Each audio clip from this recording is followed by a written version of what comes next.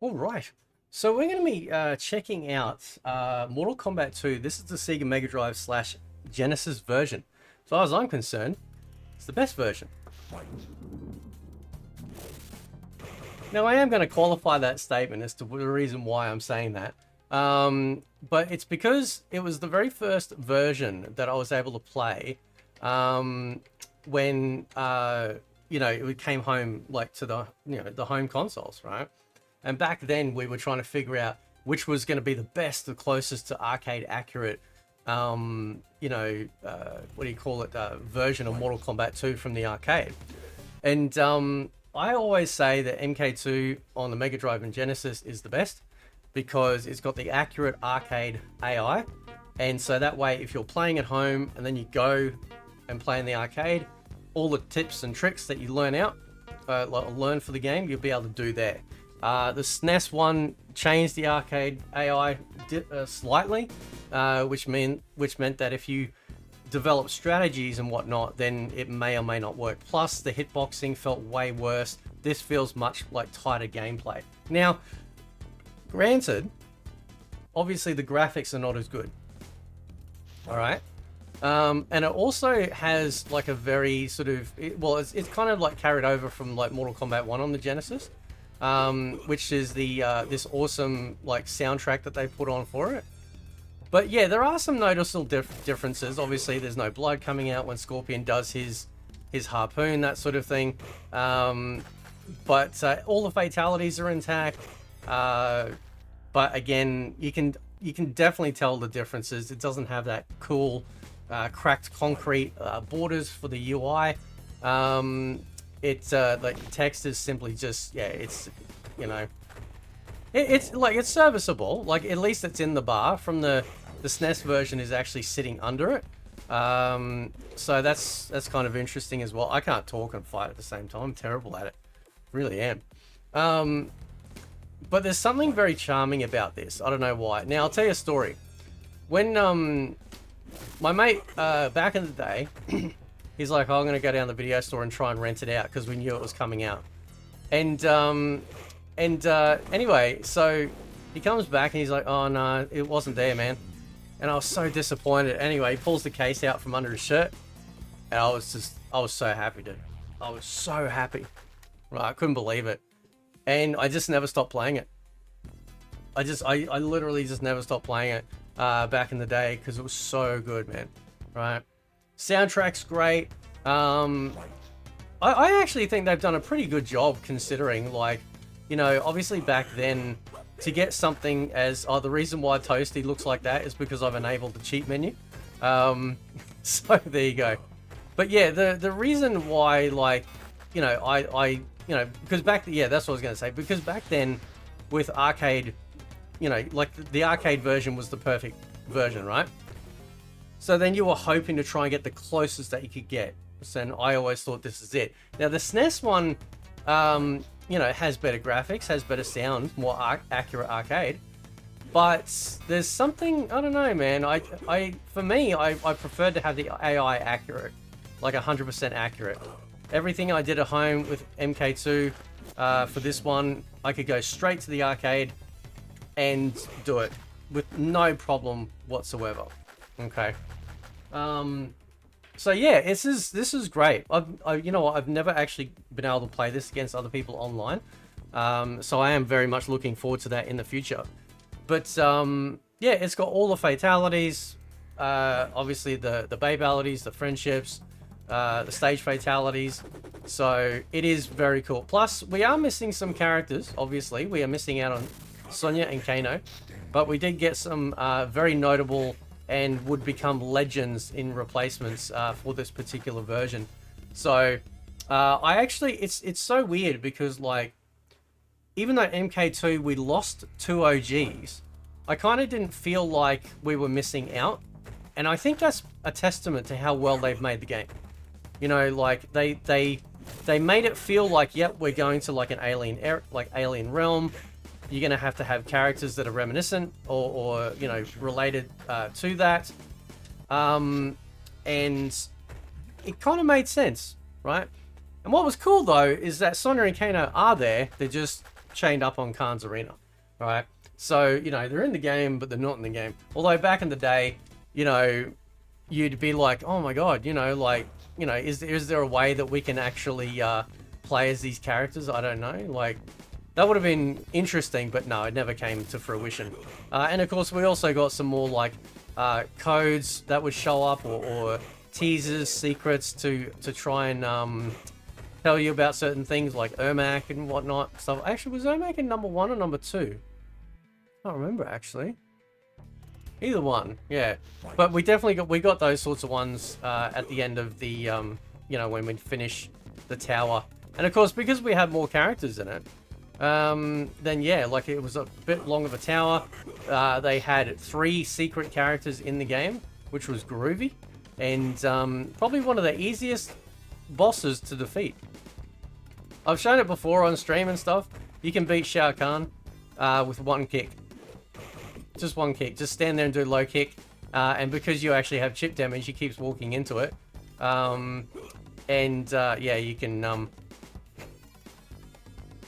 just defeat him with that. So now, obviously, like, because it is a 16-bit version, you know, like you know, there's missing blood, there's missing sort of you know, explosion pieces, if you will, stuff like that. But I actually think they did a pretty good job. Here's an interesting note. I actually like the fatalities in MK2. MK3s aren't bad, but you could tell that they changed like the goopy sort of more realistic factor with MK3, right? In this one, like, they actually, it kind of really feels like you're slicing people and stuff like that. In MK3, you know, like, for example, Kung Lao does his hat fatality and it just slices them up into perfect pieces. You know, there's smoke. There you go. Yeah, it's just, you know, like, it almost felt like they tamed it down a little bit in regards to, you know, what we got in MK2. Not sure why. I'm sure there's, like, Total MK might know why they changed. I'm pretty sure we talked about it. I just can't remember what his answer was. But, yeah, you can even see there, like, Baraka's... So, I'll let Baraka win. So, even things like this. When Baraka wins, he doesn't even go all the way up, right? With his win pose, he just bends over. Again, you know, just limitations. But I think we ended up with a really good version, right? Some people will argue that the SNES version is better, but I don't know. It feels like in this game, the AI and the execution of moves is really tight, right? So if I had to, like, choose one, that it'd be like, yeah, this is the one I'd want to train on. It'd be this one, like 100%. So, but it's amazing, just absolutely amazing. I can still see the cartridge in my Mega Drive, right? I don't know, man, there's just something about it. By the way, if you walked away and didn't touch a button on this tower right here, it won't take you into the next match. You could literally go to sleep, go to work, whatever you do, come back, and it will still be sitting there. Just FYI. So, don't even have to pause it. But yeah, this is, and of course we obviously got the secret menu to have 1-button fishing moves. You can have the, now this is where I got interested in CPU versus CPU fights, because in this game there's a soak test cheat, and what it does is it pits it chooses random characters and fights them like against each other. And I love that. Like, it's so cool. So me and my mate Cole, we'd sit there with like an exercise pad, and we'd write all the characters' names down. And anytime the character, like, obviously different characters showed up, we would like put a tick beside their name and who won. You know, just yeah, it was just a fun thing. And then of course, obviously when Mugen came out, it was like, yep, that was, you know, that was awesome. So it feels like the fatality timer might be slightly longer too. I could be wrong, but it feels like there's ever so slight longer time to do the fatalities over what we get in the actual arcade version. So Now, of course, in this, like they do have mirror matches because basically you have to fight the entire roster. There's a question mark before Shang Tsung, and that allows you to, if you only use low kicks, to fight Jade, which is which is really cool. And she's immune to like projectiles, so yeah, you literally just got to use punches and kicks to defeat her. Oh no, he's got me. Nah, he's got me. I can't. It's talking and fighting is so hard. I don't know how people do it, man. I'm just not used to it, I suppose. There's some people like Daryl and whatnot and Headlock. They just sit there and just talk all the time. Doesn't even bother them. Or people that like, you know, doing streams playing fighting games. I'm just not used to it, man. So there we go. I have redeemed my first round loss with a flawless victory. So. But there's, yeah, I know it would be nostalgia for sure as well. Oh, check that, wow. Yeah, get me out of the corner, thank you. But I think my reasons are valid as to why I think it's a superior version. Not graphically, sure. And not sound-wise. But again, the sound is also kind of, there's a charm to it too. Yeah. And then, of course, the new Pit 2. As Total MK said, I think, what do you say, that always should be a pit in every Mortal Kombat game. It's just an absolute baseline. Now, you do have mirror matches, but they can show up at any time in the fight.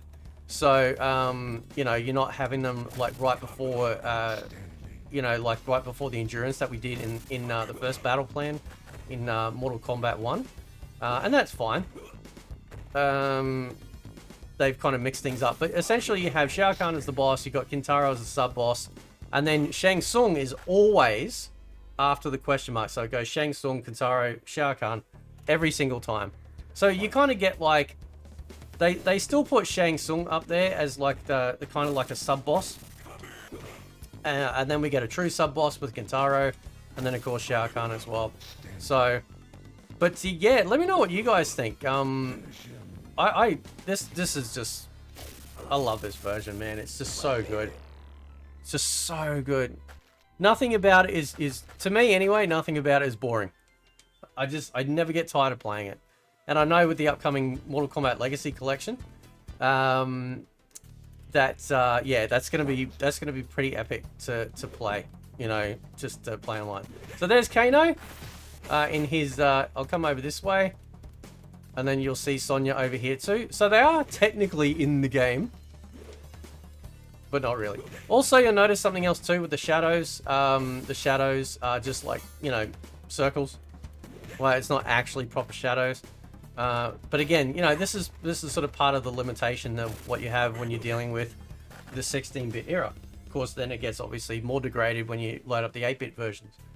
But this is cool, man. Like this is a very well done version, and very tight gameplay. You know, very very tight gameplay.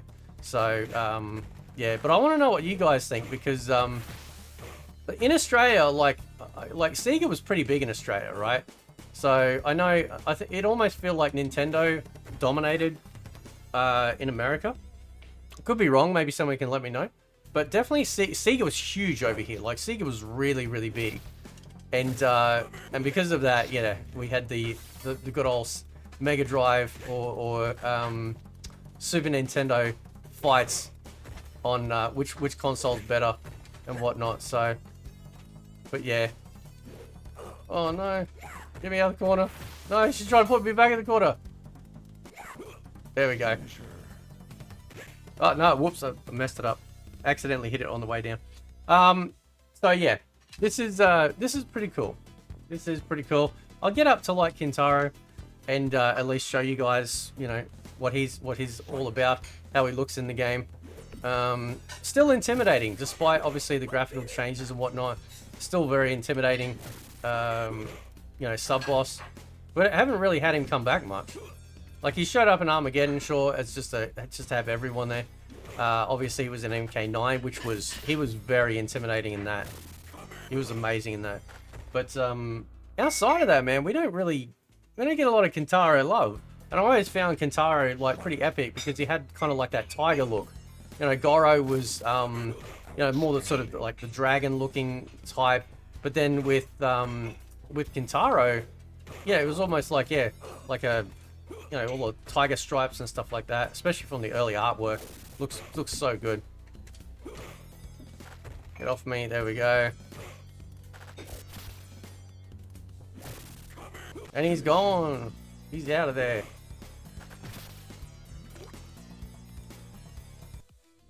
But yeah, love just, yeah, I can play this version all day and never get tired of it. Sometimes, like, it depends. This is like sound like a really weird thing to say, but sometimes I sometimes prefer these older versions, even over the arcade versions. And I think that would definitely be nostalgia, because obviously Arcade Perfect is Arcade Perfect. But just to see that little thing there, like, do a little speed up. I see. I remember these games. Oh, look at that. That was close. Yep, got him. So, but yeah, sometimes just playing these older ones were the ones that we were sitting in the lounge room, bedroom playing. And there's a lot of nostalgia behind that.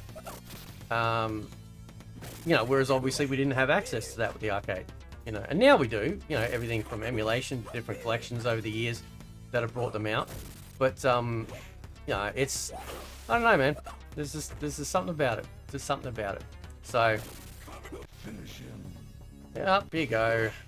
Can I get him down? There we go. Here he comes. Holding down and start. So, now generally you can't do that, but it could be because the menu's activated that it does that. So, always love the soundtrack for the Mega Drive version 2 or the Genesis version. Thought they did a really superb job of it as well. There we go. Oh no. Always like that Shang. Always like that Shang, what do you call it? The, his throw. So.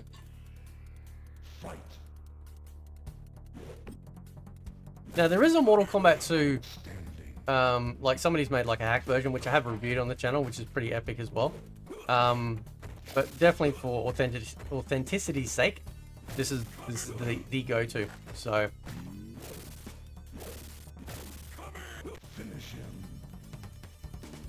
There is only one Scorpion. And it is not you. Alright, now let's check out Kintaro.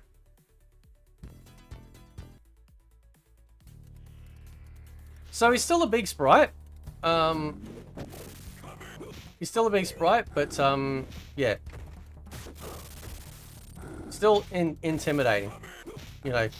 So all the tricks that you learnt to fight him, you can just take it to the arcade and it'll work perfect.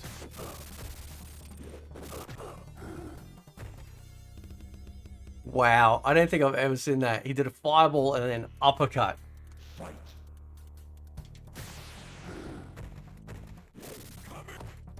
Oh no, I messed it up. There we go.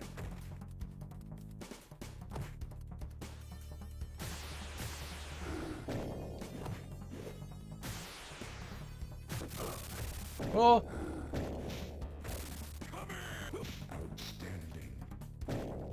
Now I know, I think there's another trick. I think it's this trick. Which I don't find as fully reliable in regards to defeating him. But yeah, so anyway, I'll leave it there. Let me know what you guys think of Mortal Kombat 2 on the Sega Megadrive Genesis. Have you played it? Did you prefer it over the Super NES version? Let me know. And I will catch you guys next time. See ya.